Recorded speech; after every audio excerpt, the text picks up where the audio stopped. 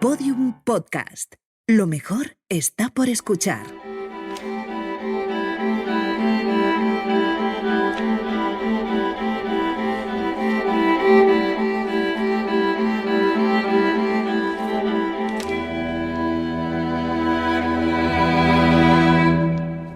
La primera noticia que tuve sobre su existencia fue una tarde que entré en la librería La Central de Madrid, mientras caminaba mirando libros entre las pilas de novedades y las estanterías de clásicos.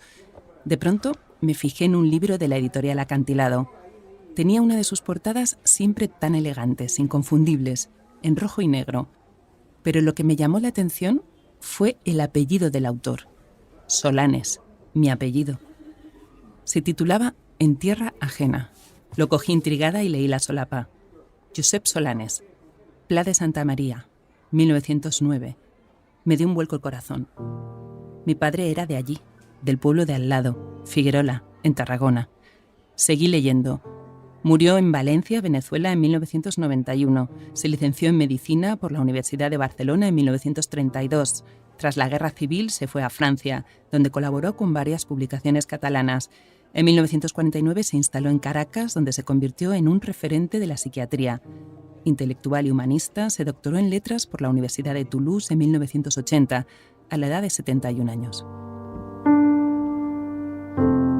¿Quién era Josep Solanes? Si lo publica Acantilado quiere decir que es bueno, pensé, pero yo nunca había oído hablar de él. Y mi apellido no es tan común. ¿Tendría este Solanes algo que ver conmigo? Supongo que el impulso más normal hubiera sido comprar el libro, pero no lo hice. Lo volví a dejar en su sitio, con cuidado. Lo aplacé igual que había aplazado durante toda mi vida el deseo de volver algún día a esa tierra de donde era mi padre. Era una de esas cosas que se dejan pendientes mientras te convences de que ya las harás algún día, que ya llegará el momento. Y mientras, el tiempo pasa. Mi padre murió cuando yo tenía 15 años y desde entonces la relación con esa parte de mi familia catalana se cortó para siempre. Nunca más volvimos a aquel pueblo en la montaña de Tarragona, donde habíamos pasado algunos veranos y vacaciones de Semana Santa, cuando mis hermanas y yo éramos aún muy niñas. Nunca más tuve un pueblo. Y nunca más volvimos a ver a mis tías, las dos hermanas mayores de mi padre, ni a sus hijos, unos primos a los que sí habíamos tratado de pequeñas. Todo eso quedó enterrado.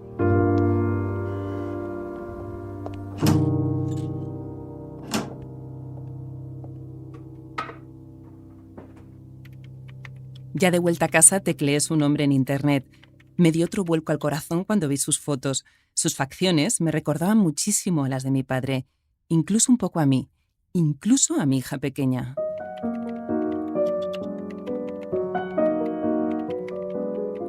Josep Solanes fue una eminencia de la psiquiatría en Venezuela y, sin embargo, en España apenas se le conoce. Su figura está rodeada de misterio.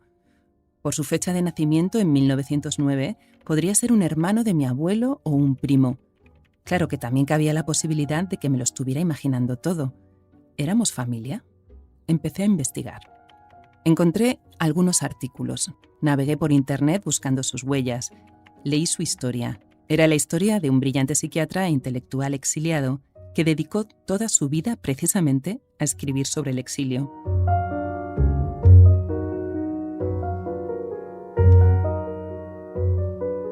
Y después volví a dejar esa historia guardada, pendiente. Supongo que pensé, una vez más, que ya le llegaría el momento.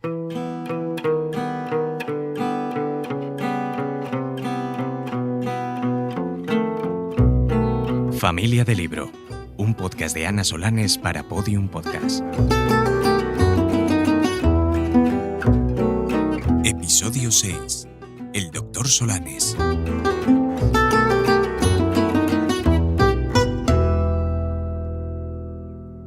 Y el momento llegó porque las historias, si tienen que volver, vuelven. Y la del Dr. Solanes volvió a mí hace justo un año. Estaba empezando a reunir los capítulos que formarían esta serie de Familia de Libro y solo me faltaba uno, el último. Decidí que sería esta la última historia cuando escuché el mensaje de audio que me envió desde Barcelona mi amiga Cristina. Era muy corto y venía acompañado de la foto de un texto en el que hablaban de Solanes. Oye, Ana, a ver si habré encontrado a alguien de tu familia, porque mira que esta gente era de Tarragona y tu padre también, ¿no? Josep Solanes, un gran psiquiatra. Vamos a investigar, ¿eh? Le expliqué en otro mensaje que sí sabía quién era, que yo también pensé que era un familiar mío cuando encontré un libro suyo hacía años. Esos rasgos de ese señor son los rasgos de mi padre. Y ese pueblo, no es que sea Tarragona, es que se puede ir andando al pueblo de mi padre. O sea, yo iba a ese pueblo en bicicleta. O sea, que están como unidos los pueblos, que son muy pequeñitos. Cristina había encontrado varias veces el nombre de Solanes en una exposición del CCCB sobre Francesc Tosquelles, otro psiquiatra catalán que, junto con Solanes y algunos más, revolucionaron la psiquiatría en los años 30. En la Europa de los fascismos, estos médicos se vieron influidos por las ideas que traían de Centroeuropa un grupo de psiquiatras que, huyendo de los nazis, buscaron refugio en Barcelona. Ellos cambiaron la idea que se tenía de la locura y del trato a los enfermos, primero en Cataluña y después desde su exilio en Francia. Mientras hoy se discute en el Parlamento la atención a la salud mental, hace casi un siglo aquellos médicos ya insistían en que había que humanizar el trato a los enfermos mentales. No se les debía aislar de la sociedad. Fueron pioneros en una época en la que los psiquiátricos aún se asociaban al electroshock, el aislamiento y las camisas de fuerza. Según ellos, más que curar a los enfermos, había que curar las instituciones. Crearon la llamada terapia ocupacional y fomentaron la utilización del arte como terapia. Los enfermos mentales pintaban, escribían, se expresaban y seguían participando en la sociedad, en lugar de estar aislados y medicados hasta convertirse en casi muertos en vida. Se preguntaban, ¿qué es estar loco y qué es ser normal?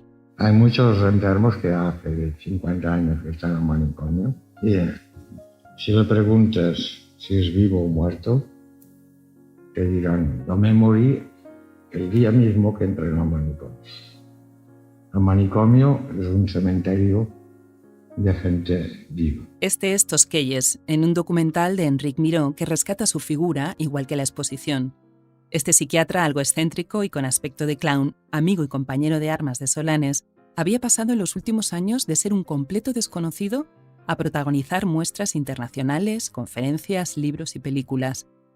En la exposición, entre las obras de artistas e intelectuales de la época con los que se relacionaban, sobre todo con los surrealistas, aparecía el nombre de Josep Solanes en cartas, documentos y revistas médicas y literarias de vanguardia.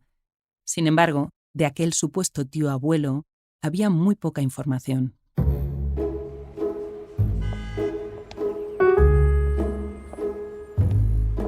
Ahora sí que fui a buscar su libro. El libro de mi tío abuelo, supuesto, estaba agotado. Y claro, al preguntarme el nombre de la chica, se ha sonreído. Y en una semana o así lo tengo. Seguí indagando sobre aquellos doctores que apostaron por una nueva psiquiatría que solo podría ejercerse si se vinculaba a la política y a la cultura. Ya tenía el libro. En el lomo habían pegado un adhesivo con mi nombre y quedaba justo al lado del suyo.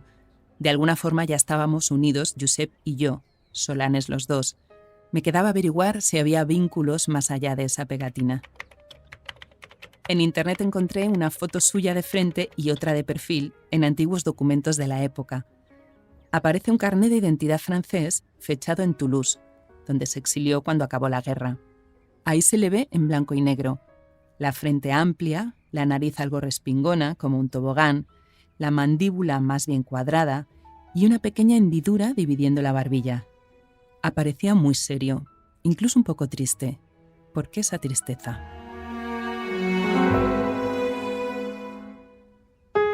Para empezar busqué a Mónica Miró, una filóloga clásica y profesora de escritura que firmaba la introducción y la nota biográfica de aquel libro de Acantilado. Luego descubrí que Mónica era mucho más que eso. Era la responsable de que se hubiera publicado en España el libro de Solanes, En tierra ajena, en el que reunía sus mejores escritos sobre el exilio y que solo se había publicado en Venezuela con otro título, Los nombres del exilio. Mónica había dedicado 6 años de su vida a rastrear la figura del psiquiatra y humanista, en Cataluña primero, después en Francia y finalmente en Venezuela. Hola, Mónica. Sí, Ana, perdona. ¿Qué tal? Recibí tu mensaje. Yo lo primero que pensé es, a ver si será, bueno, alguna pariente lejana, pero tú no procedes del campo de Tarragona Sí, es que sí procedo de ahí. Entonces de ahí viene la historia. En Cataluña es más corriente el apellido Solanes, pero yo soy de Madrid. Entonces, claro, yo cuando vi ese libro pensé, es que tiene que ser familia mía. O sea, es muy probable, porque sí. él tenía familia por toda esa zona y entonces puede ser que fuera pues un tío.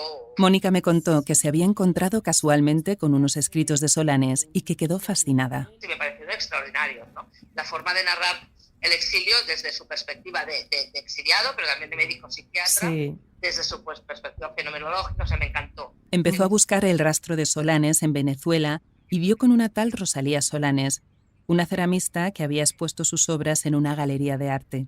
Les preguntó si aquella artista era la hija del primer catedrático de psiquiatría que hubo en Venezuela, y a partir de entonces Mónica y Rosalía comenzaron una colaboración que se convirtió en una amistad durante 8 años. Fue muy emocionante, la verdad, porque de ver a esa mujer casi llorando, de que alguien en Cataluña se acordaba de su padre, porque claro, en Venezuela le habían hecho homenajes, y aquí en Cataluña, pues nadie, ¿no? Prácticamente nadie. Que alguien se interesara por la obra y que le hablara también de su padre, pues la mujer estaba muy emocionada. Porque además su padre era un estudioso, o sea, del típico estudioso.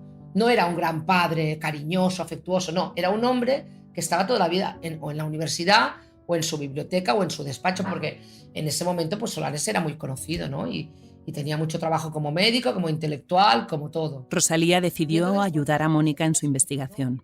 Se gastaba sus ahorros en fotocopiar y escanear para ella centenares de textos inéditos de su padre. Le envió sus cartas con otros intelectuales de primera línea y hasta le escribió a mano un índice de su impresionante biblioteca. Y Mónica, agradecidísima, le enviaba preciosos papeles para sus collages y, sobre todo, le enviaba los medicamentos que necesitaba para la enfermedad respiratoria que padecía y que en Venezuela, en medio de una crisis que se agravaba por días, ya no se podían conseguir. Y me decía, no, tú tranquila, tú no te preocupes. Yo digo, pues te mando libros, te mando dinero. No, porque se lo van a quedar todos los funcionarios de aduanas, ¿no? La mayoría de las veces los envíos no llegaban. La corrupción y las mafias en Venezuela impidieron que Rosalía se tratara de algo que en España sí habría tenido cura. Murió hace unos 4 años, me contó Mónica en aquella primera llamada, y borró de un plumazo mi fantasía de contactar también con la que había imaginado que era una prima lejana mía al otro lado del océano. Aún así, Mónica tenía muchísimo que contarme acerca de Solanes. No tengo ningún inconveniente que si vienes a Barcelona, pues quedemos y hablemos de lo que tú quieras, ¿no?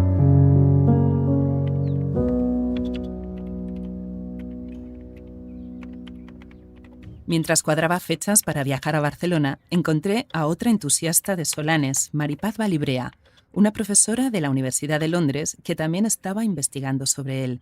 Le mandé un email y me contestó al minuto, como si fuera cosa de magia, porque justo en ese momento estaba en París buscando alguna huella del paso de Solanes por el Hospital de Saint-Anne, otro de los centros donde había puesto en práctica sus novedosas ideas. La creación en el arte permite una manera de expresión que sana. Esa es la idea, ¿no? Me contó que, a diferencia de otros exiliados españoles en Francia que vivieron experiencias durísimas en campos de concentración, estos psiquiatras tuvieron la suerte de contar con una red solidaria de médicos al otro lado de la frontera. Les acogieron y les dieron puestos en diferentes hospitales, a pesar de que muy pronto también allí iba a llegar la guerra y la organización de la resistencia. Maripaz estaba tan fascinada con el personaje y sus escritos sobre el exilio como desesperada por lo escurridizo que le resultaba. Es tan difícil encontrar, porque es un personaje que siempre queda como al margen, ¿no? Y aunque estaba en medio del fragor de un momento tan difícil históricamente, y que al mismo tiempo les llevó a hacer cosas súper interesantes y súper importantes, es muy difícil encontrar su rastro. Solanes trató a los soldados traumatizados por la guerra. Lo hizo en el Frente Republicano y después desde su propio exilio francés, con los excombatientes de la Segunda Guerra Mundial. Acabaría casándose con Lucette, la viuda de uno de ellos, y adoptando a su hijo Gastón, que será el hermanastro de la hija de ambos, de Rosalía.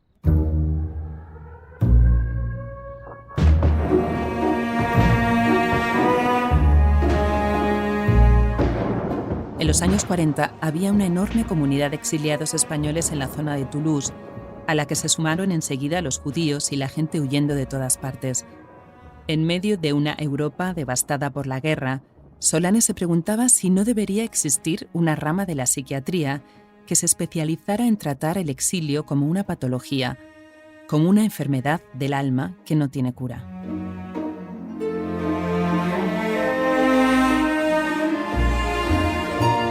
Él mismo lo sufre, lo estudia, inventa términos como el destiempo y el desespacio para esos hombres y mujeres arrancados a la fuerza de su tierra.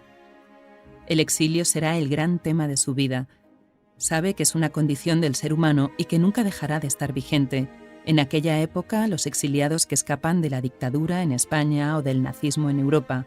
Hoy, millones de personas huyendo en oleadas desde Ucrania, Siria o empujados desde África por el hambre. En Rodé, en otro de los hospitales en los que trabaja, coincide con el doctor Gaston Ferdier.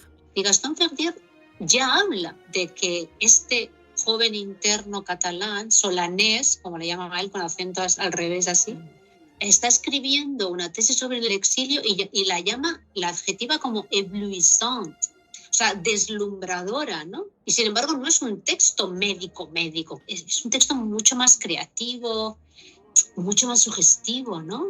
Utópico en ciertos sentidos también, ¿no? Ferdier, pionero en terapias artísticas, era el psiquiatra de Antonin Artaud, el genio del teatro francés que también fue toda su vida un enfermo mental. Artaud odiaba a los psiquiatras, pero con Solanes entabló una relación de admiración mutua, como se ve en las emotivas cartas y textos que le escribió. Una de las cartas que él escribe después de que Solanes pronunciara una de sus conferencias en la sala común, Artaud le dice: "Uy, pobre, sí que has sufrido, ¿no?". O sea, es el paciente el que está consolando al doctor. Esto me lo contaba Carles Guerra, que es crítico de arte y curador de la exposición de Tosquelles. Dice: "Oye, pero no te preocupes, dice que un día llegarás a una tierra que te sentirá suyo y ella no te exiliará". Esa nueva patria, ese nuevo exilio, será Venezuela, donde consigue marcharse con su familia en 1949, cuando le llaman para fundar la primera cátedra de psiquiatría en el país. Allí vuelve a rodearse de amigos intelectuales, poetas y médicos. El país, que se está modernizando, acoge a muchos médicos españoles. Solanes desarrolla allí sus ideas novedosas para humanizar el trato a los enfermos y llegará a ser presidente de la Sociedad Venezolana de Psiquiatría. En Venezuela cambia incluso de nombre. Dejará de ser Josep para ser José, como si quisiera marcar una línea con su pasado y empezar de cero. Luego veremos por qué. De momento me sorprendía comprobar cómo Solanes era capaz de despertar casi una devoción entre quienes le trataron, como el psiquiatra Carlos Rojas Malpica, que lo tuvo como maestro allí en Venezuela. No queríamos, nosotros amábamos a Solanes. Era una cosa impresionante. Él siempre andaba con nosotros. ¿Sabes qué pasa? Que cuando yo era un muchacho de 18 años, comunista, revolucionario, que quería cambiar el mundo completo, ¿quién me podía a mí hablar del existencialismo, de los personajes de la gran literatura francesa, europea? Era Solanes. Él era el intelectual de la izquierda, de confianza entre nosotros, los gente de la izquierda, para conversar. Entonces él nos instruía, nos decía: le hace esto, le hace lo otro, nos daba libros. Un hombre muy generoso y muy estimulante. Y también con un carácter reservado, con un humor fino y poco dado a figurar, pero que se hacía querer y admirar. Solanes era un personaje un poco misterioso, como lo son aquellos a los que no podemos encasillar. Sus textos son un híbrido entre la psiquiatría, la poesía y la filosofía, y él mismo no acaba de encajar en ninguna etiqueta nacional, entre catalán, español pero con una cultura muy francesa, y latinoamericano. No se ajusta al modelo, y como él mismo escribe, ¿no sería eso lo modélico? En realidad, lo que él abrazó toda su vida fue su condición de exiliado. Pero cuanto más sabía de él, más me preguntaba, si tan grande era la herida del destierro, ¿por qué no volvió nunca? Lo hizo 1 o 2 veces, invitado a congresos internacionales, pero no quería volver a Cataluña. y la razón encerraba un misterio sobre el que quería preguntar a Mónica Miró cuando la viera en Barcelona. Próxima estación, Camp de Tarragona.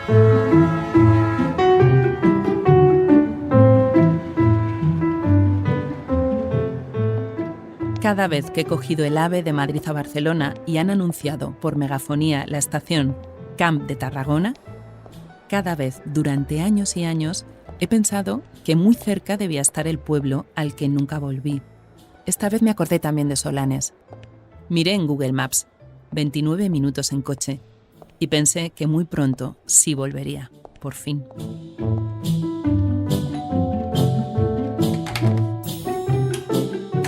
Mónica Miró me esperaba en su casa del centro de Barcelona con montañas de papeles, fotocopias, manuscritos, sobres con documentos, archivos, fotos. Bueno, yo me lo pasé muy bien, además, investigando sobre esto, porque a mí me fascinaba todo lo que hizo este hombre y cómo escribía. Y tienes todo lo que es la tesis y luego, pues eso, la correspondencia que está inédita, textos suyos inéditos. Llevaba un tiempo sin volver a Solanes, desde la publicación del libro en 2016, pero le había dedicado muchos años. Lo tenía todo. Tiene correspondencia con Gregorio Marañón, tiene correspondencia... Tras la muerte de Rosalía, la hija de Solanes, Mónica siguió en contacto con su sobrino Alexis, pero ahora le había perdido la pista y teme que el legado de Solanes se pierda.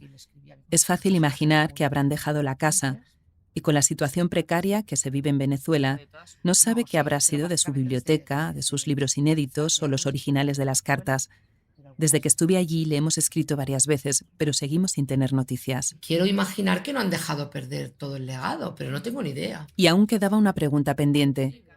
Toda su vida reflexionando sobre el exilio y él, ¿por qué no quiso volver nunca a su tierra? Y ahora ya lo puedo decir, porque no lo dije en el libro, porque Rosalía estaba viva y Rosalía nunca me habló de esto, es que Solanes había estado casado aquí con una enfermera catalana que había muerto. Bueno, era su gran amor, ¿no? Y quedó tan absolutamente, traumatizado y triste por esta muerte que él dijo que no quería regresar a Cataluña. Ahí estaba la razón, pero nunca hablaba de ello. Ni su hija ni sus amigos lo sabían. No hablaban de eso, no hablaban de eso. Era una cosa voluntaria, una represión brutal sobre esa parte de su vida. Nunca habló de eso. Él nunca me dijo nada de eso. Pero poco a poco, según aumenta el interés sobre su figura y ese halo de misterio que la rodea, van saliendo más datos. Ahora sabemos que en septiembre del 39 cruzó a pie la frontera con su primera mujer, Josefina. Josefina está embarazada, cruzan la frontera y de un ataque de apendicitis, pues muere ella y muere la criatura que llevaba dentro. Entonces, claro, esto para Solanes debió ser como una especie encima del exilio ya pierdes a tu mujer y pierdes a la criatura que esperas. Y yo creo que eso debió hacer que Solanes creara una especie de línea divisoria en el tiempo, que lo de antes lo tuvo que dejar atrás de una manera muy, muy radical.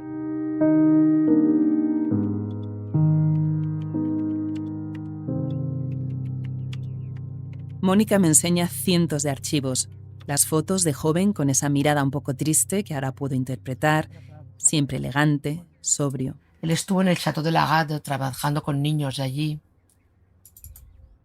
¿Ves? Mira, esta es la que yo dije. Sí. Bueno. Que se parece a tu padre. Sí, sí, hay algo familiar ahí. Yo tengo esa barbilla. Mira. Espera, que la vuelvo a poner. Sí que tienes razón. Podría ser.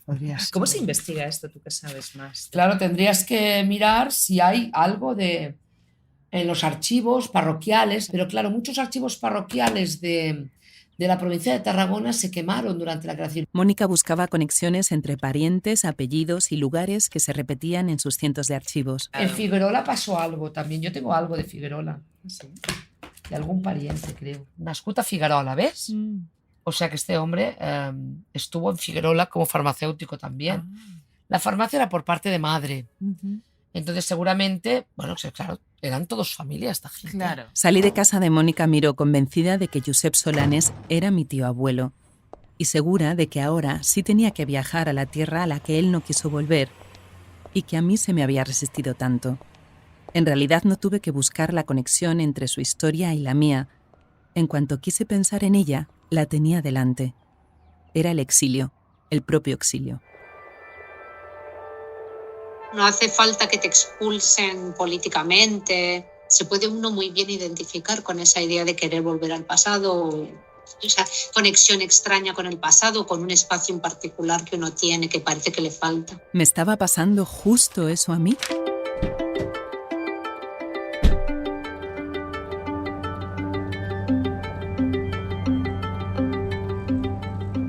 Llegó el verano y ya no tenía excusa para no hacer el viaje que llevaba toda mi vida aplazando. Tenía que seguir con mi investigación, ya por fin sobre el terreno. Creo que es el pueblo. ¿El pueblo qué? El pueblo de mamá. Volvía con mi familia de unas vacaciones en Francia. Habíamos dejado a mi hijo mayor en un campamento y el plan era completar la vuelta a Madrid en 2 días. Iba con Marina, mi hija de 4 años, y con Jaime, su padre. Decidimos hacer noche en algún lugar cerca de Tarragona para pasar al día siguiente por Figuerola y por el Pla de Santa María, los pueblos casi unidos de mi padre y de Solanes. Pues yo he visto una iglesia, creo. Lo he visto con estas casitas. ¿No? ¿No es este? Este es un pueblo, sí. A ver si vemos la farmacia también, porque hay 2 investigaciones.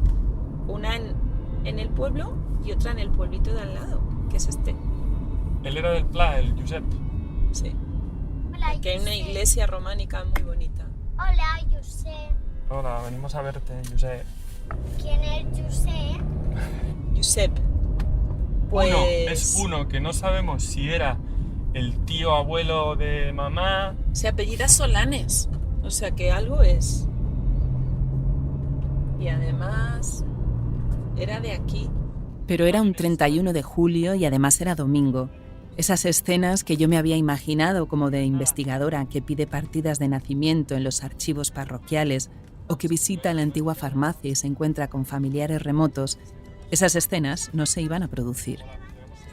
Por si fuera poco, el día antes, ya de viaje en el coche, se me ocurrió buscar en Google el nombre de mi tía, la hermana de mi padre que vivía allí en Figuerola, y a la que yo recordaba llevándome de la mano al huerto a recoger fresas y lo bien que olía, o a dar de comer a un cerdo gigante y lo mal que olía, con una mezcla de miedo y fascinación.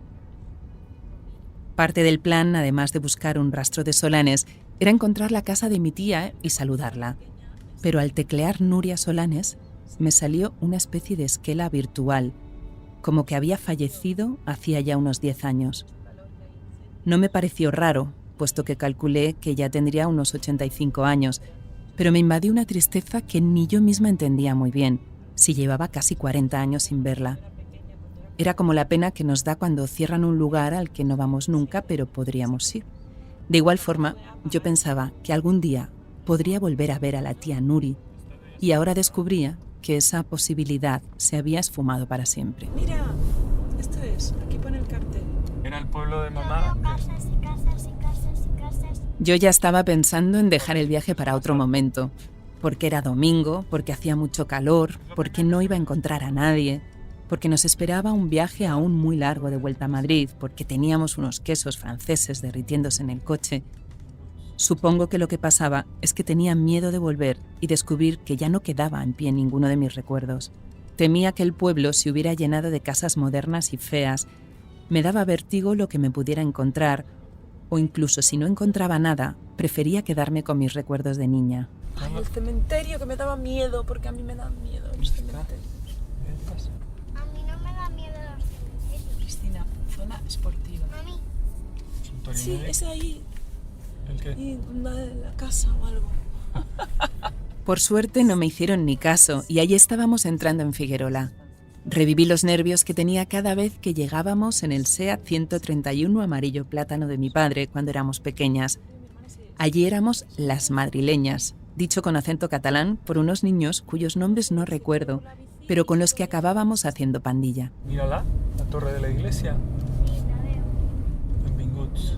Ah, son gay friendly. Por suerte el mal gusto no había inundado el pueblo, pero sí había cosas nuevas, como murales de arcoíris y bancos morados feministas que te daban la bienvenida bajo la bandera de Figuerola, que es una hoja de higuera como una mano que dice hola. Desde el momento en que entramos se apoderó de mí una emoción desconocida, como si hubiera desenterrado una cajita de recuerdos que ahora me asaltaban a cada paso. Era esta cuesta, es ahí, la casa, creo. ¡Mira la fuente! Un paisano. Y mi hermana se tiró por la bici y no podía parar y se estampó. ¿Qué significa estampar? Pues sería un golpe muy grande. Yo ya no pensaba en grabar nada ese día, pero Jaime dejó la grabadora encendida dentro de una bolsa de tela y hacía un viento de verano que subía y bajaba por las cuestas del pueblo semivacío. Por eso es posible que el audio no sea muy bueno.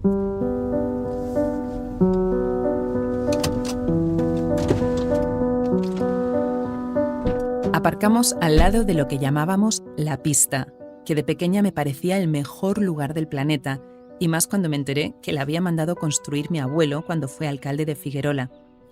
En realidad, el pueblo no pasaba de los 300 habitantes y la pista no era más que una cancha de cemento donde montábamos en bicicleta, pero en los recuerdos de una niña de 6 o 7 años, todo parecía enorme e importantísimo. Sí, me acordaba de la pista cuando jugábamos con las bicicletas y me acordaba de la barandilla, porque dábamos volteretas en la barandilla. Y luego me acuerdo del abuelo que estaba siempre sentado donde la chimenea, que era otra habitación con la chimenea, que nos hacía como las butifarras, con el pan tumaca, que lo hacía ahí en la leña. Y de la panadería, que olía fenomenal, ¿no? Del horno, las cocas de la panadería, qué buenas eran y qué bien olía. Y olía todo el pueblo, en realidad. Esta es mi hermana Rosy. Solo es 1 año y medio mayor que yo, así que en todos los recuerdos del pueblo está ella, que dormía junto a mí, acurrucadas y aplastadas por 1000 mantas, en una cama enorme que se hundía por el centro. La habitación se comunicaba por una ventanita con la de al lado, y mi padre la usaba como un teatro para hacernos marionetas con un oso azul despeluchado. Un día, ya en Madrid, tomando un café, le pregunté a mi hermana qué recuerdos tenía ella de Figuerola, porque sabía que iba a ser divertido contrastarlos con los míos. Me acuerdo del huerto, cuando íbamos y nos llevaban en el carrito a la huerta, en el carro este de... Sí, hemos ido en carro allí. Pero en las tierras. Aquellas. Claro, pero había un huerto donde estaba también el cerdo. ¿Te acuerdas? Ese cerdo tan grande que daba miedo. Figuerola está en una montaña en la Sierra de Miramar. Imagino que tendrá un nombre, pero para nosotras siempre fue La Montaña. Y un verano se quemó. Ese día yo había acompañado a mi padre a la ciudad a comprarse unas alpargatas de color crudo, y cuando volvimos todo estaba en llamas. Recuerdo a mi padre y a otros vecinos correr con cubos para apagar el fuego. Recuerdo cómo volvió con las zapatillas y la cara y toda la ropa negra por el humo. Y con esa necesidad que tienen los niños de idealizar a sus padres, yo pensé siempre que mi padre era el héroe que había apagado el fuego.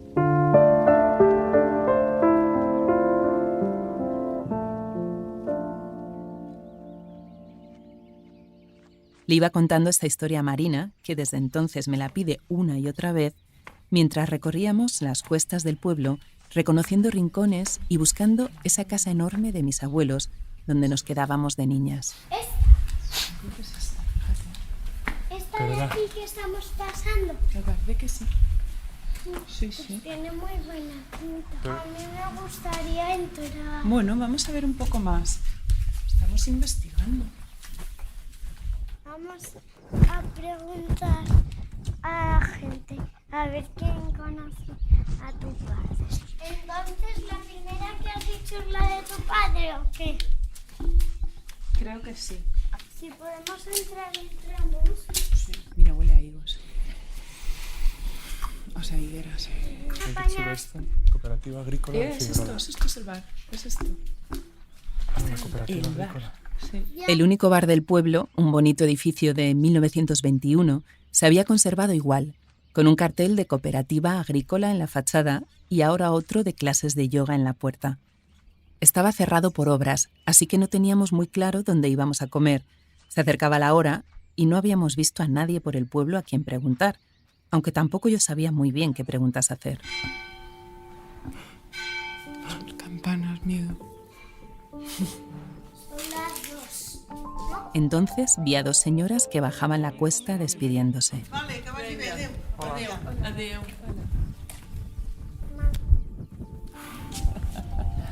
¿Perdón? Es de aquí, ¿no? Sí. Nada, es que mi padre era de este pueblo. Hace mucho que no vengo. pero ¿No sabes de dónde era? pues es que yo creo que vivía en esta calle. O sea, me acuerdo de pequeña de aquí. Sí, ¿venías de pequeña? Sí. Dile el nombre a lo mejor, porque no. Solanes. Mi tía se llamaba Solanes. Nuria. ¿Ah, sí? He visto que murió hace... No, Nuria Solanes está viva. Ah, pues es mi tía, será muy mayor. ¿Tu padre que era Francisco? Sí, sí. Ay, qué emoción, pues sí, por que favor. lo conozco. No me podía creer que la primera mujer con la que hablaba en el pueblo me dijera que mi tía estaba viva y que se acordaba de mi padre. Me acuerdo de cuando veníais con tu padre y estabais en el terrado de... Vivía en... También me habló de mi otra tía, Pepita, la mayor, y de mi tío. Este señor se murió hace 2 meses o así. Ah, sí. Ah. Pero Y vivían en Madrid, ¿no? Sí, viven en Madrid, Sí. pero ahora ella está aquí y está en la casa esta. Ah, sí. Entonces las dos tías viven. Las 2 tías viven. Una de las tías es tía mía, la ¿Ah, sí? Nuria, O sea la que- Nuri, porque se casó con un hermano de mi madre. O sea, La tita Nuri- Roberto. Roberto. Mi tío ve muy poco. O sea, tu tío es mi tío. Claro, tu tío es mi tío. Somos como primas Sí, sí. lejanas. Yo imagino que una escena así quizá no sea tan extraña en un pueblo pequeño, pero no me lo podía creer. Había parado por casualidad a una mujer, Pilar, que se acordaba de habernos visto allí con mi padre en los años 80, cuando éramos muy pequeñas. 3. Yo era la pequeña. Las 3 niñas, ¿no? Sí, sí. Pues yo me acuerdo incluso de tu padre que te cantaba canciones en el terrado y todo esto. Si las nenas macas soltan. Me acuerdo perfectamente de esto. Claro, hace ¿Cómo es esa muchos canción? años. Las nenas macas soltan. Sí, me acuerdo de eso. Es que claro, yo no he vuelto a venir porque mi padre murió cuando yo tenía 14 hace muchos años. Hace muchos años. Y nunca ha vuelto a venir aquí. Claro, y tú te llamas Solanes. Claro, sí, sí. Es una canción que la cantaban a los críos. niños, sí. Y tu padre te la cantaba en el terrado, tendiendo Fíjate. la ropa a veces. Las nenas macas en la Les nenes maques saltem al tim, s'alçant i reguen, s'alçant i reguen. Les nenes maques saltem al tim, s'alçant i reguen el seu jardí. Aquella canción infantil que me cantaba mi padre en la azotea no la había vuelto a escuchar en toda mi vida y de pronto Pilar la rescató desde algún rincón muy profundo de mi memoria. Me produjo tal emoción que no podía parar de llorar y de reír a la vez. Y así seguí preguntándole de qué más se acordaba. Pero él sí, era guapo, era bien plantado. Claro. Claro, a él le gustaba mucho venir y nos traía de Claro, pequeños. porque bueno, él había nacido aquí, es Claro. normal. Catalán no debes entender nada. Sí que entiendo. Algo un sí, poco. entiendo. Porque yo lo escuché Ya. y luego hablo italiano. Sí, entre unas cosas y Se otras parece un se poco. parece. Y es esa casa, ¿verdad? Es esa casa de aquí. Bueno, pues me va a hacer como mucha emoción. Oye, Hombre, un placer sí. conocerte. Yo Tengo no sé si moscas tengo, por no el las teléfono, el de piernas. mi tío sí que tengo teléfono, pero yo no Pero- sé si te pareces un poco a tu padre. ¿Puedes Sí, ser? Eso lo han dicho siempre. Yo le he contado que cuando yo venía aquí de pequeña, la gente del pueblo, todos, ay, ¿cómo se parece? ¿Cómo se Porque Yo la que hace me muchos parecía- años, pero al mirarte Sí. en la cara veo que sí. Sí, sí, sí. Sí, ahora he llorado. Tengo un mal día, pero, pero sí, sí, sí. Bueno, Son pero es que- recuerdos. Y me Claro, hace mucha está muy ilusión bonito. que digas que era un señor guapo. Es o sea. que lo era muy bien plantado. Y antes la gente del pueblo pues íbamos más sencillos y él ya venía todo Bueno, era como señor. abogado, tal, sí, sí, sí. Lástima que se murió tan pronto. Ya, con 50 años. Que es de infarto se murió. De cáncer. Claro, yo era una niña, entonces no mantienes el vínculo porque si no y todo, y nunca más volvimos a ver a nadie. No, de la familia, desde que se murió tu padre. Nunca más. Mis 2 tías, las 2 hermanas mayores de mi padre, estaban vivas y estaban allí mismo, a solo unos metros. Tenía que asimilar esa información. Pilar nos señaló cuáles eran sus casas y nos dijo dónde podíamos comer, al lado de la iglesia, en un restaurante provisional con vistas a los tejados y al campo. Las chicas que lo llevaban nos contaron que se ocuparían también del bar casino, que las obras iban a respetar la estética de hacía un siglo, que el pueblo se había rejuvenecido. Lo sabían todo de Figuerola, incluso cuál era la mejor hora para pasar por casa de mis tíos, puesto que ellas les llevaban el pan a diario y sabían que no dormían siesta. Yo seguía un poco en shock de tanta emoción y en ese estado fuimos a buscar la casa.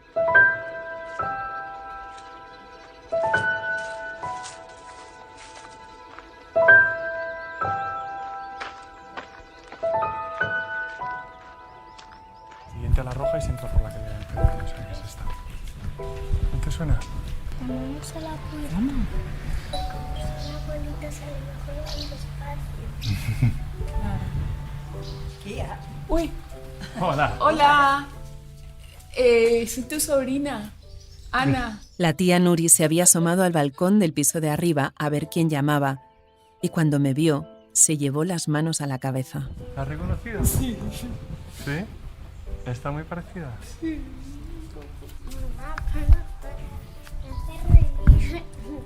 Bueno, es que se emociona. Hola. ¿Te acuerdas de mí?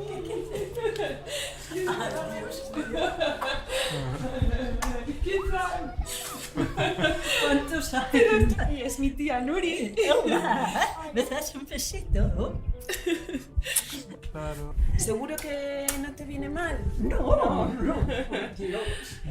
Contenta que estoy. Ay, qué bien, me hace mucha ilusión. Pero si estás fenomenal.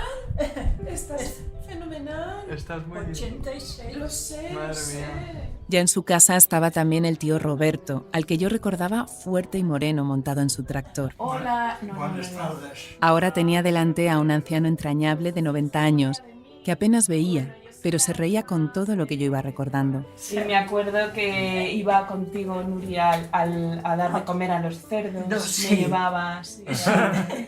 Y al huerto. Al huerto, sí. Sí que se acuerda de cosas. Sí. Me hablaron de sus hijos, hasta llamé a una prima por teléfono, de los nietos, fotos de unos y de otros, recuerdos de la casa, del huerto, de cuando vi cómo desollaban a un conejo en esa cocina y decidí que jamás iba a comer conejo. ¿Por qué no olvidaremos nunca las cosas que nos pasan en la infancia? Les pregunté si les sonaba a un tal Josep Solanes y no parecían saber, así que nos quedamos un rato más saltando de recuerdo en recuerdo. A este viaje emocional aún le quedaba la siguiente parada, la casa en la que nos quedábamos cuando íbamos a Figuerola. ¿Por qué recordamos cada rincón de las casas que hemos habitado de niños? Me acordaba mucho de la casa, porque la casa era muy... Para nosotros que éramos tan pequeñas era como muy grande. Y me acordaba de las puertas secretas, que aparecían puertas en todas partes. Y eso me gustaba mucho cuando subía. La puerta esa que subía hacia el gallinero y hacia las terrazas. Tenía como terracitas pequeñas y luego subías, abrías otra puerta y había otra escalerita que subía más. Y me acuerdo de las camas, de la sensación esa de frío de entrar en la cama.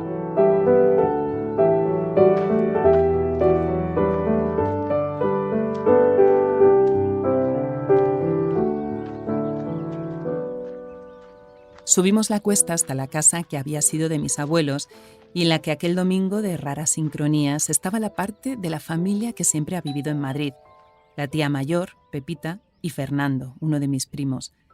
La escena se repite más o menos igual. Hola. Hola. Es Pepita. Yo soy Ana, la hija de tu hermano Francisco. Tu sobrina. Tu sobrina. Madre mía. Hola. Sí. Hola. ¿Qué tal? Venía a saludaros porque me han dicho que estabais aquí. ¡Ay, qué alegría de subir! Sí, qué bien. Recorrí la casa buscando algo que reconocer. Ya no está el suelo inclinado de baldosas, ni el azucarero de metal abollado, ni la chimenea enorme, ni los interruptores colgando de un cable con un botoncito abajo. Todo está pulido y nivelado. Las paredes en un tono amarillo claro y las telas de flores y muchos libros, porque mi tío también era catedrático de filosofía. La única cosa que han dejado intacta es un marco ovalado muy grande con un retrato antiguo de boda de mis abuelos, cuando la gente se casaba vestida de negro y que yo me quedaba mirando siempre que íbamos. Siempre tenía pendiente pasar por aquí alguna vez. Ay, pero sabes tú lo contenta que estoy de ver. Les pregunté también por el otro Solanes, del que no sabían nada, pero me dieron algunos datos que no conocía de mi abuelo y yo empecé a elaborar teorías. Y su padre se volvió a casar. Pues que a lo mejor este padre que se volvió a casar es el padre del otro Josep Solanes o algo así. Yo no sé que tuvieran hijos. Puede ser, puede ser. Después subimos varios pisos y varias terrazas ya sin puertas secretas, hasta llegar a la última, desde donde se ve el mar a lo lejos y donde imaginé a mi padre cantándonos.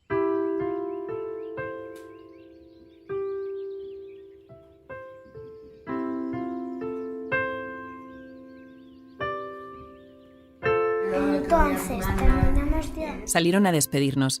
Nos decían adiós con la mano, ellos en lo alto de la cuesta, desde la puerta de la casa, y nosotros alejándonos. Y yo pensando si ahora no sería de verdad la última vez que los viera. Desterré la idea y preferí pensar que tendría que volver pronto para enseñarle Figuerola también a mi hijo Nico.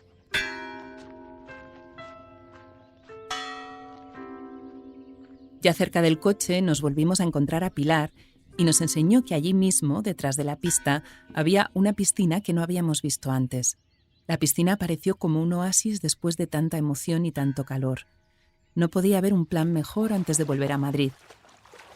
Estábamos solos los tres, nos compramos un helado y mientras ellos chapoteaban, yo me tumbé junto al bordillo, a mirar pasar las nubes, con la cabeza en la hierba y los pies dentro del agua. Ya volviendo, pasamos por la farmacia cerrada que había sido de la familia de Josep. Días después, el primo Fernando me mandó fotos antiguas de mi padre y hasta de un bisabuelo en guerras remotas. Me confirmó que la madre de mi abuelo murió cuando éste era un bebé y que su padre dejó a sus hijos en un orfanato y se volvió a casar. A mi abuelo lo rescató un tío cura con el que se crió en Figuerola. ¿Quién sabe si mi bisabuelo tuvo otros hijos con la nueva mujer y uno fue Josep? Por las fechas, por el lugar, por el apellido, por los rasgos, podría ser. Y quizá no lo saben porque él nunca habló de su primera familia, igual que Josep no hablaba nunca del trauma de su primera mujer y yo de niña tampoco hablaba mucho de mi padre, porque supongo que no sabía muy bien qué decir y que tampoco quería dar pena.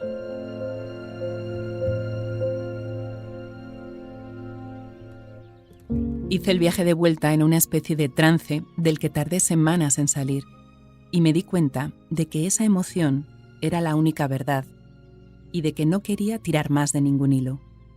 Si Josep Solanes era o no mi tío abuelo no me importaba ya. Aquel hombre sabio y sensible que tanto reflexionó sobre el exilio me había hecho volver a una tierra que era mía también y no necesitaba más. Era mi familia porque yo así lo había decidido.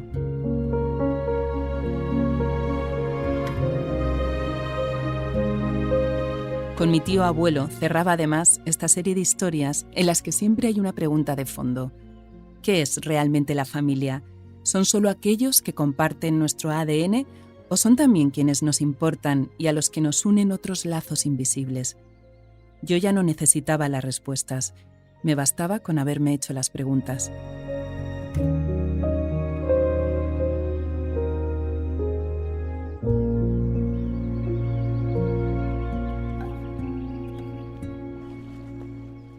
Y entonces vuelvo a tumbarme. Apoyo la cabeza en el césped, los pies en el agua, mi hija riéndose en la piscina.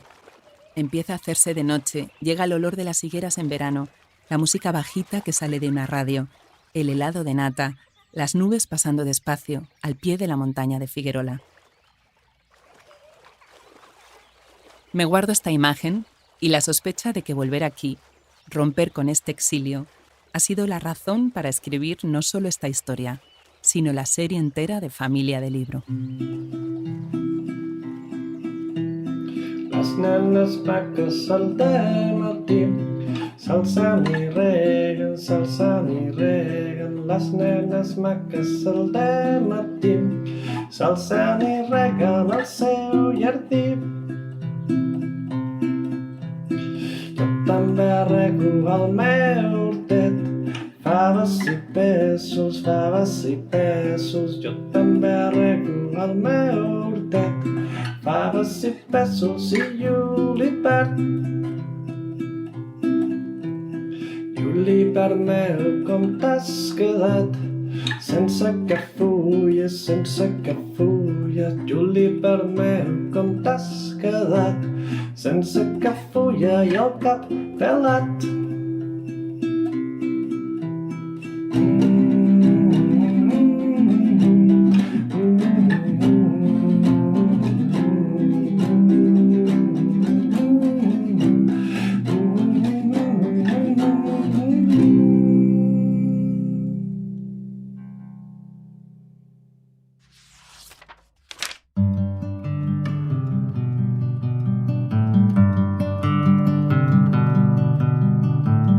Familia de Libro es una producción de Podium Podcast que no habría sido posible sin su fantástico equipo de mujeres al que quiero dar las gracias. A Elizabeth Búa por el arte y el amor que le ha puesto al diseño sonoro, a Ana Rivera por la cuidadosa edición, a Lourdes Moreno Cazalla por su eficiente producción ejecutiva, a María Jesús Espinosa de los Monteros al frente de todos, gracias por darle un sí a este proyecto desde el día en que le conté la idea. También gracias a Jesús Blanquiño por ponerle voz a los créditos y a la agencia Player por crear junto con Lourdes la preciosa línea gráfica. Pero hay otra mucha gente a la que quiero dar las gracias ahora que termina la serie, empezando por las familias que me han abierto su casa y su corazón y que me han contado sus historias más íntimas, convencidos de que podrían ayudar o inspirar a otros. Gracias a la familia de Andrea, a Carolina, a Lucía y Enrique, a Judith y Mavi, a Carmen y su tribu y a los que conocieron o no al Dr. Solanes. Y gracias a un montón de amigos que me han acompañado todos estos meses mientras Familia de Libro se hacía real. A Iván por regalarme la canción que va en este último episodio, a Nuria Pérez por la confianza y las infinitas charlas, a María y Fernando por hablarme de Judith y escuchar mis historias con oídos amigos, a Cristina por estar siempre ahí para inspirarme y para reír, y a Jaime, Nico y Marina, que son mi familia real, por permitirme que les haya regalado mucho de su tiempo a esta otra familia de Libro. Gracias por no hacerme caso cuando he dudado sobre si tenía o no tenía una historia y por ayudarme a entender que siempre hay una historia. Se suele decir que hay que saber contarla, pero lo que creo sobre todo es que hay que saber escucharla. Así que gracias también a ti por escuchar.